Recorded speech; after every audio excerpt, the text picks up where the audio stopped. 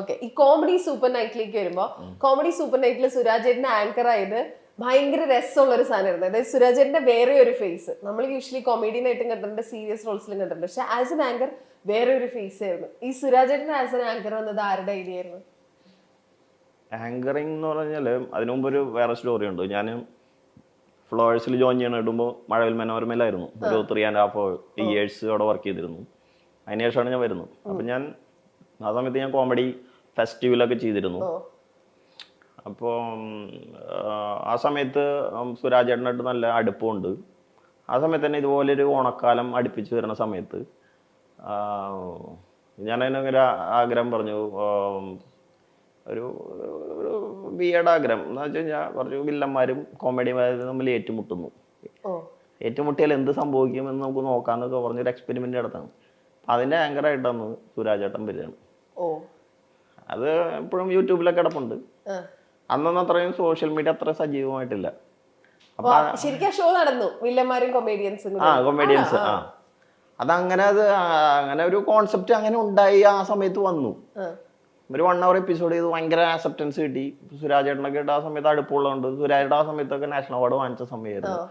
ആ സമയത്ത് വന്ന് നമ്മൾ സംസാരിച്ചു. അങ്ങനെ ഒരു ഭാഗം അങ്ങനെ മാറി കിടപ്പുണ്ടായിരുന്നു, കണക്ഷൻ അങ്ങനെ കിടപ്പുണ്ടായിരുന്നു. അപ്പൊ സുരാജേട്ടനെ ഒരു അതിലേക്ക് സുരാജേട്ടൻ വേറെ ഷോസ് ഒന്നും ആങ്കർ ചെയ്തിട്ടില്ല ആ സമയത്തൊന്നും. പക്ഷെ എവിടേക്കോ പുള്ളി അങ്ങനെ ചെയ്ത് കാണണോ കണ്ടോ ചെയ്തിട്ടുണ്ടോന്ന് എനിക്കറിയില്ല. ബട്ട് എന്റെ അറിവില്ല, അന്നാണ് അദ്ദേഹം ആദ്യമായിട്ട്. അപ്പൊ അത് എന്റെ ഒരു മനസ്സിൽ കിടപ്പുണ്ടായിരുന്നു. ഫ്ലവേഴ്സ് തുടങ്ങിയപ്പോ ഞാൻ ഇങ്ങനെ വന്നപ്പോ ഇങ്ങനെ സജഷൻ വെക്കുന്നു. അപ്പൊ എന്റെ ഹെഡ്സ് എല്ലാം പറയുന്നു ഓക്കെ നമുക്ക് ഇതാവും, എങ്ങനെയാ വേണ്ടതെന്നും എങ്ങനെ വരികയെന്നൊന്നും എനിക്കറിയില്ല. ബട്ട് എനിക്കൊന്ന് മേക്ക് ചെയ്ത് വേറൊരു മേക്ക് ഓവറിൽ കൊണ്ടുവരുന്നുണ്ടായിരുന്നു. പിന്നെ സുരാജേട്ടനെ സമീപിച്ചു. അപ്പോൾ കൂടെ ഉണ്ടായിരുന്ന ഹെഡ്സ് എല്ലാം സപ്പോർട്ട് ചെയ്തു. അവർ പറഞ്ഞു നല്ല സജഷനാണ്, നമുക്ക് നോക്കാം എന്നൊക്കെ പറഞ്ഞ് അങ്ങനെ അപ്രോച്ച് ചെയ്തു. അപ്പോഴും സുരാജേട്ടനും എനിക്കും ധാരണയില്ല ഇത് എങ്ങനെ വരുമെന്ന്. നമ്മുടെ മെറ്റീരിയൽസ് ഉണ്ട്, ഇത് എങ്ങനെ പോകുന്നുള്ളത്. പിന്നെ ആ ബോഡി ലാംഗ്വേജ് ഒക്കെ മാറ്റണം എന്ന് പറഞ്ഞു. സുരാജേട്ടന് തീരെ കംഫർട്ട് ആവുന്നില്ല ഈ കോട്ട സ്യൂട്ടൊക്കെ ഇട്ട് നിക്കാന്നൊക്കെ പറയുമ്പോ എന്റെ അടുത്ത് വന്നിരിക്കും എന്തിനാടാ അതൊക്കെ. ഞാനാണെങ്കിൽ മുണ്ടൊക്കെ എടുത്ത ഞാൻ പറഞ്ഞു ചേട്ടാ നോക്കാം നമുക്ക്. പിന്നെ അതങ്ങനെ അപ്രോച്ചായി. പിന്നെ സുരാജേട്ടൻ ഒരു 2 ഷെഡ്യൂൾ കഴിഞ്ഞപ്പോ ചോദിക്കും അടുത്ത ആഴ്ച കോട്ടില്ല, പുതിയ കോട്ടില്ല ചോദിക്കും. സുരാജേട്ടൻ ഇപ്പോഴത്തെ ഒരു ലുക്ക് ഉണ്ടല്ലോ, ടോൺഡ് ആൻഡ് ട്രിം ആയിട്ട്, അതിന്റെ ഒരു സ്റ്റാർട്ടിങ് അവിടെ നിന്നായിരുന്നു എന്ന് തോന്നുന്നു. വെൽ ഡ്രസ്ഡ് ആയിട്ട് പെർഫെക്റ്റ് പക്ക ലുക്കിൽ അല്ലെ, അതിനുള്ളൊരു മോട്ടിവേഷൻ അവിടെ നിന്നായിരിക്കും. അന്ന് അത് കണ്ട് ഇഷ്ടപ്പെട്ടു. അല്ല, സുരാജേട്ടന് ആ സമയത്ത് അതൊക്കെ ഇടാൻ തുടങ്ങിയതിനു ശേഷം സുരാജേട്ടൻ ഭയങ്കര കോൺഫിഡന്റ് കൂടി കുറച്ചും കൂടെ. അപ്പൊ എന്റെ അടുത്ത് ചോദിക്കും അടിച്ചുള്ളൂ എന്താ കോസ്റ്റ്യൂം. അപ്പൊ ഞാൻ വേറെ ആരെങ്കിലും റെഡിയാക്കി ആ ഒരു പാറ്റേൺ നമ്മൾ അങ്ങനെ അപ്രോച്ച് ചെയ്യും. പിന്നെ പുതിയ ചാനലല്ലേ, പുതിയ ലുക്ക് ആൻഡ് ഫീൽ, പുതിയ കാര്യം നമ്മുടെ ഇൻഡസ്ട്രിയിൽ എല്ലാവരും ഉണ്ട്. ബട്ട് അവരെങ്ങനെ വേറെ രീതിയിൽ നമുക്ക് അണിയിച്ചൊരുക്കി ഇവിടെ കൊണ്ടുവരാം, അതായിരുന്നു അങ്ങനെയായിരുന്നു അതിന്റെ തുടക്കം. അത്യാവശ്യം അത് നല്ല രീതിയിൽ ഓടി. പക്ഷെ ഈ കാലഘട്ടത്തിലായിരുന്നെങ്കിൽ അത് കുറേ ഞാൻ അന്ന് ചെയ്ത എപ്പിസോഡിന്റെ ഒക്കെ ഇപ്പോഴും എനിക്ക് കട്ട് ചെയ്ത് പലരും അയച്ചു തരാറുണ്ട്. അതിലെ കുറെ സെഗ്മെന്റ്സുകൾ എല്ലാം ആ സമയത്ത് അത് ചെയ്തു. അന്ന് ഒരു സ്റ്റേറ്റ് അവാർഡും കിട്ടി. അതും ഭയങ്കര സർപ്രൈസിങ് ആയിരുന്നു. സാധാരണ കോമഡിക്കൊന്നും അങ്ങനെ ഒരുപാട് കിട്ടാറില്ല. അതും ഭയങ്കര സർപ്രൈസിങ് ആയിപ്പോയി. എന്തോ ദൈവാധീനം. അത് കിരീടത്തിലൊരു പൊന്തൂവലായിട്ട് അങ്ങനെ ഇരിക്കുകയാണ്. റിയാലിറ്റി ഷോസ് ആയിട്ടുള്ള എല്ലാത്തിലും ഈ പറഞ്ഞ പോലെ ഒരു പൊടിക്ക് ഡ്രമാറ്റിക് ആയിട്ട് വരാറുണ്ട് സാധനങ്ങൾ. അതായത് ഇപ്പം ഇവര് തമ്മിലുള്ള വഴക്കുകൾ ഉണ്ടായി. ഇപ്പൊ സ്റ്റാർ മാജിക്കിന്റെ കേസിൽ ഇവര് തമ്മിൽ എന്തെങ്കിലും ചെറിയ വഴക്കുണ്ടായപ്പോൾ അവിടെ ബാക്ക്ഗ്രൗണ്ട് മ്യൂസിക് വന്ന് ഒരു പൊടിക്ക് അനുബ്രോ നേരെ സ്റ്റേജിലേക്ക് കയറി വരുന്നു, ഒരാളെ വിളിച്ചോണ്ട് വരുന്നു. ഇതൊക്കെ നമ്മൾ കാണലുണ്ട്. അപ്പൊ ഇത് ആളുകൾ ചോദിക്കോ ഇത് ഇത്രയും ഡ്രാമാറ്റിക് ആക്കേണ്ട ആവശ്യമുണ്ട്, നിങ്ങൾക്ക് നോർമലായിട്ട് അങ്ങ് പോയാൽ പോരെയെന്ന് ചോദിക്കോ? ഞങ്ങള് 1-2 പ്രാവശ്യം അതുപോലെ ചെയ്തപ്പോ വന്നിരുന്നു. പിന്നെ അതിനുശേഷം നമ്മളൊന്നും ചെയ്യാറില്ല. അങ്ങനെ കാര്യം ചെയ്തിട്ട് എന്തിനാ. പണ്ടൊക്കെ എന്ന് പറയുമ്പോ ഒരു ഫ്ലോറിൽ ഒരു പ്രശ്നം ഉണ്ടായെന്നൊക്കെ പറഞ്ഞാൽ എല്ലാവരും ഓടിച്ചെല്ലും. എന്തോ ഒരു ഈ അവസാനം ഞങ്ങളിപ്പോ ഒരു പ്രാങ്ക് ഫ്ലോറിൽ നടന്നു. ഞാൻ അറിയാതെ നടന്നൊരു പ്രാങ്ക് ആയി പോയത്. ഡയറക്ടർ അറിയാണ്ടൊക്കെ എടുക്കും. അത് അങ്ങനെ ഒരു സംഭവം നടന്നുപോയി. കാര്യം ഇപ്പൊ നോബിയും നമ്മുടെ ടീമും കൂടെ ഒരു ഗെയിമിന്റെ ഇടയിൽ വെച്ച് ചെറിയൊരു വാക്കേറ്റം സംഭവിച്ചു. പണ്ടൊക്കെ ഉണ്ടാവാറുണ്ടായിരുന്നു. പക്ഷെ നമ്മളതൊന്നും അങ്ങനെ എപ്പിസോഡിലൊന്നും വിടാറില്ല, ചോപ്പ് ചെയ്ത് ചിലപ്പോ നമ്മൾ അതിന്റെ മൂഡ് ചേഞ്ച് ആവണം. അപ്പൊ ഇവര് തമ്മിൽ ഇതിനു മുമ്പ് ഫ്ലോറിന്റെ പുറത്തും വെച്ച് ഇതുപോലെ പ്രശ്നം വന്നപ്പോ ഞാൻ ഇടപെട്ടു. അപ്പോൾ ഈ ഓഡിയൻസ് ഒക്കെ ഒന്ന് ഫോട്ടോ എടുക്കാൻ വരുമ്പോൾ ചിലവർ അങ്ങോട്ടും ഇങ്ങോട്ടൊക്കെ കളിയാക്കും.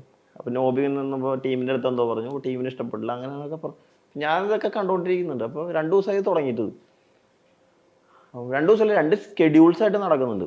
അപ്പോൾ ഇതെൻ്റെ മനസ്സിൽ കിടക്കുക. അപ്പോൾ ഞാൻ പറഞ്ഞതൊന്നും വേണ്ട, അത് പറഞ്ഞ് ക്ലിയർ ചെയ്യും. അപ്പോൾ ഞാൻ എൻ്റെ കൂടെയുള്ള കോർഡിനേറ്റേഴ്സിനൊക്കെ പറയുന്നുണ്ട് അത് അങ്ങനെ മാറ്റി നിർത്താം, അതൊന്നും വേണ്ട, നമുക്ക് അതിനുള്ള നമുക്ക് ജോലി ചെയ്യാം, നമുക്ക് തിരിച്ചു പോകാം, ബാക്കി കാര്യങ്ങളൊക്കെ നമുക്ക് പിന്നെ സെറ്റിൽ ചെയ്യാം.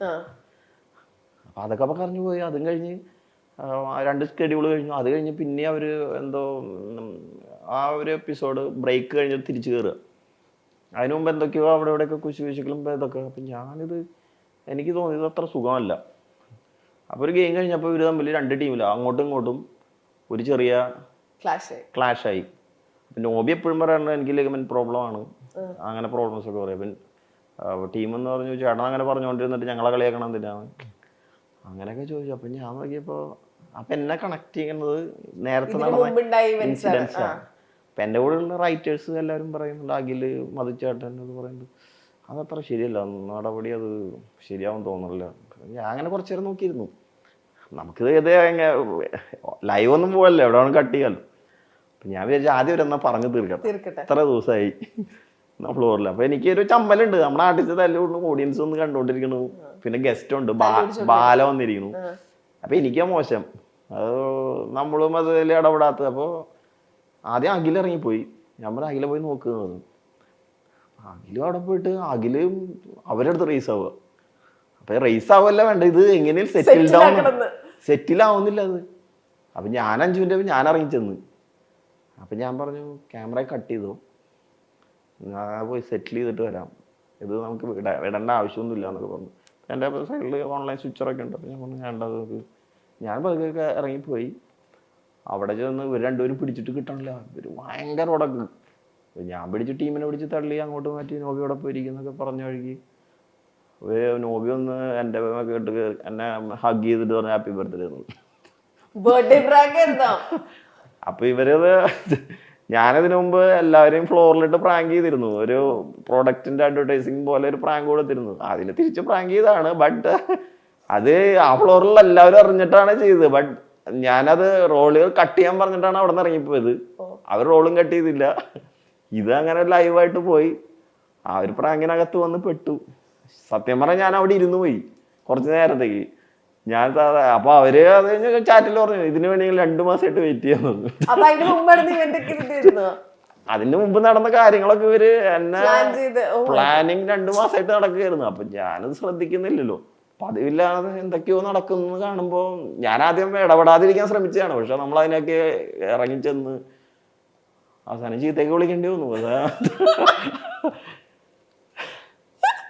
ഓക്കെ, സ്റ്റാർ മാജിക്കിനെ പറ്റിയിട്ടുള്ള ഒരു കമന്റ് പറയാം കേട്ടോ. കമന്റ് വായിച്ചതാണ് ഞാൻ. അതിന്റെ സ്റ്റാർ മാജിക് അല്ല, നല്ല കമന്റാ. താഴേക്കിടയിൽ കിടന്നിരുന്ന പച്ചയായ നല്ല ഉഗ്രൻ കലാകാരന്മാരെ കൈ പിടിച്ചുയർത്തിയ ദൈവപുത്രനാണ് നമ്മുടെ ഡയറക്ടർ അനൂപ് ജോൺ. ദൈവപുത്രനൊന്നല്ല, പാവപ്പെട്ട ഒരു മനുഷ്യൻ. ഇത് ഈ സ്റ്റാർ മാജിക്കിന്റെ കോൺസെപ്റ്റ് എവിടെ നിന്നായിരുന്നു? ആക്ച്വലി ഇതുപോലെയുള്ള ഇപ്പൊ ഈ പറഞ്ഞ മാതിരി ഉഗ്രൻ ആർട്ടിസ്റ്റുകളാണ് ഇവരെല്ലാവരും. പക്ഷെ അവർക്കൊന്നും പ്രോപ്പർ ആയിട്ടുള്ള പ്ലാറ്റ്ഫോം, അവർ കൂടുതലും എനിക്ക് തോന്നുന്നു സ്റ്റേജ് ഷോസിലേക്കാണ് അവർ കോൺസെൻട്രേറ്റ് ചെയ്തിരുന്നത്. അപ്പൊ അവരെ കൊണ്ടുവന്ന് ഇതുപോലെ ടിവിയിൽ ഒരു ഷോ ചെയ്യാന്നുള്ള കോൺസെപ്റ്റ് ആക്ച്വലി ഒരു ഓണം ഷോ മാത്രമായിരുന്നു. ഒരു 8 എപ്പിസോഡുള്ളൂ. അത് എഡിറ്റ് ചെയ്ത് വന്നപ്പോൾ 4 എപ്പിസോഡ് ആക്കി ½ an hour വെച്ച് ഓണത്തിന് വിടാനുള്ള. നമ്മൾ ഈ ഓണക്കാലഘട്ടത്തിലൊക്കെ ഓണത്തിന് വരുന്ന കുറച്ച് ആൾക്കാരൊക്കെ വെച്ച് കുറച്ച് ഗെയിം ചെയ്യുക, ഉറിയടി, വടംവലി, ഇതൊക്കെ ആയിരുന്നു ഉള്ളു പ്ലാനിങ്. ആ ഒരു പ്ലാനിങ്ങിൽ അപ്പൊ ഞാൻ ആക്ച്വലി ആ സമയത്ത് വീട്ടമ്മ ചെയ്തുകൊണ്ടിരിക്കുന്നത്, മലയാളി വീട്ടമ്മ. ഓണത്തിന് എന്തെങ്കിലും സ്പെഷ്യൽ പ്രോഗ്രാം വേണമെന്നൊക്കെ പറഞ്ഞപ്പോൾ ഞാൻ പറഞ്ഞു നമുക്ക് ഒരു ഗെയിമൊക്കെ വെച്ച് സംഭവം ചെയ്യാന്നൊക്കെ പറഞ്ഞു. അപ്പൊ സാധാരണ നമ്മൾ കാണാറുണ്ടല്ലോ ഓണമായി കഴിഞ്ഞാൽ എല്ലായിടത്തും കുറച്ച് ഉറിയടിയും കുറച്ച് പൂക്കളൊക്കെ ഇട്ട് കുറച്ച് നല്ല സാരിയും മുണ്ടൊക്കെ വെച്ച് കുറച്ച് ചേട്ടന്മാരും ചേച്ചിമാരൊക്കെ വന്നിരുന്നു. അപ്പം ഞാനത് പെട്ടെന്ന് ആ സമയത്തൊക്കെ നല്ല ചൂടൊക്കെ ആയത്. കുറച്ച് നേരത്തെയാണ് പ്ലാൻ ചെയ്തത്. അത് ഒരു 8 or 10 എപ്പിസോഡൊക്കെ ഈ വെയിലത്ത് എടുക്കല് ഒട്ടും പോസിബിൾ അല്ല, ആരും ഇരിക്കത്തുമില്ല. ഒരു എപ്പിസോഡൊക്കെയാണ് എടുക്കുക. അപ്പം ഞാൻ പറയുന്നത് ഫ്ലോറിലൊക്കെ ചെയ്താലോ എന്ന് ചോദിച്ച് എന്നാൽ ഫ്ലോറിലേക്ക് മാറ്റിയപ്പോൾ അതിൻ്റെ ഐഡിയാസും കുറച്ചും കൂടെ മാറി വേറെ ഏതൊരു ഷോ ആയി തുടങ്ങിയത്. ബട്ട് ആക്ച്വലി ഒരു തമാശക്ക് ചെയ്ത പരിപാടിയായിരുന്നു. പക്ഷെ അത് കേറി അങ്ങ് click ആയി. ഓണത്തിന് അത് നട്ടുച്ചയ്ക്ക് കൊണ്ടിട്ട് റേറ്റ് ചെയ്തത്. അപ്പൊ ഞാൻ ആക്ച്വലി ഓണം കഴിഞ്ഞ ഒരു ചെറിയ വെക്കേഷൻ എടുത്ത് പുറത്ത് പോയിക്കായിരുന്നു. പുറത്ത് സമയത്ത് സാറ് വിളിച്ച് പറഞ്ഞു അത് റേറ്റിംഗ് ഉണ്ട്, നമുക്ക് നെക്സ്റ്റ് വീക്ക് തൊട്ട് സ്റ്റാർട്ട് ചെയ്യണമെന്നത്. അപ്പൊ ഞാൻ പറഞ്ഞത് സ്വന്തം കുഴി ഒഴിച്ചാലേ അപ്പൊ ഇതിന്റെ കൂടെ നിന്ന് ഒരാൾ എൻ്റെ അടുത്ത് പറഞ്ഞു, അനൂപ നീ ഇത് ഏറെ ഏതോ രീതിയിലേക്ക് എത്തിച്ചോണ്ടിരിക്കുകയാണത്, ചിലപ്പോൾ ഇത് സ്ഥിരമാവാനുള്ള ചാൻസ് ഉണ്ട്, ഇത് ഓണം പരിപാടിയിൽ അങ്ങനെ കണ്ടാൽ മതി. പക്ഷെ നമ്മളൊരു വർക്കിന് ഇറങ്ങിക്കഴിഞ്ഞാൽ ഒരു എപ്പിസോഡ് കൃത്യമായിട്ടും പണിയെടുത്ത് വീട്ടിൽ പോവാ, അത്ര ആലോചിച്ചിട്ടുണ്ടായിരുന്നുള്ളൂ. അത് അതിൽ സക്സസ് ആയി. അപ്പൊ എല്ലാവരും കൂടെ, ഞാനും ഇപ്പോൾ ടീമിലുള്ള എല്ലാവരുടെ അടുത്തും അങ്ങനെ സംസാരിക്കുമ്പോൾ അത് ചെയ്ത് ചെയ്യാന്നൊക്കെ പറയും, എല്ലാവരുടെയും ഇൻപുട്ടൊക്കെ എടുത്ത് വർക്ക് ചെയ്യും. അപ്പൊ അങ്ങനെ ഷോ ആയിരുന്നു അത്. പെട്ടെന്നായിരുന്നു അതിന്റെ ഡീവിയേഷനൊക്കെ മാറി ഇപ്പൊ സ്റ്റാർ മാജിക് ആയി. സ്റ്റാർ മാജിക് എന്ന പരിപാടിയുടെ അമരക്കാരൻ എന്ന് വേണമെങ്കിൽ നമുക്ക് അനൂപ് ജോണിനെ പറയാം. എല്ലാവർക്കും ഇഷ്ടമുള്ള പരിപാടിയായിരുന്നു സ്റ്റാർ മാജിക്. പലപ്പോഴും വിമർശനങ്ങളും വിവാദങ്ങളും ഒക്കെ ഉണ്ടായിട്ടുണ്ടെങ്കിലും സ്റ്റാർ മാജിക്കിന് എന്നും ഒരുപിടി ആരാധകർ ഉണ്ടായിരുന്നു. ലക്ഷ്മി നക്ഷത്രയുടെ അവതരണവും ആ സ്ക്രീനിലെ ഓരോരുത്തരുടെയും പെർഫോമൻസും ഇന്നും മലയാളികൾ ഏറ്റെടുക്കുന്ന ഒന്ന് തന്നെയാണ്. എന്നാൽ സ്റ്റാർ മാജിക്കിനുള്ളിൽ ചില അറിയാക്കഥകളുമുണ്ട്. പലരെയും അവിടെ നിന്ന് പറഞ്ഞു വിട്ടിട്ടുണ്ട്, പലരോടും അടുപ്പങ്ങൾ ഉണ്ടായിട്ടുണ്ട്, പല രഹസ്യങ്ങളും സ്റ്റാർ മാജിക്കിനുള്ളിൽ തന്നെ വന്നിട്ടുണ്ട്. അതിനെക്കുറിച്ച് പറയുകയാണ് സ്റ്റാർ മാജിക്കിന്റെ അമരക്കാരൻ അനൂപ് ജോൺ.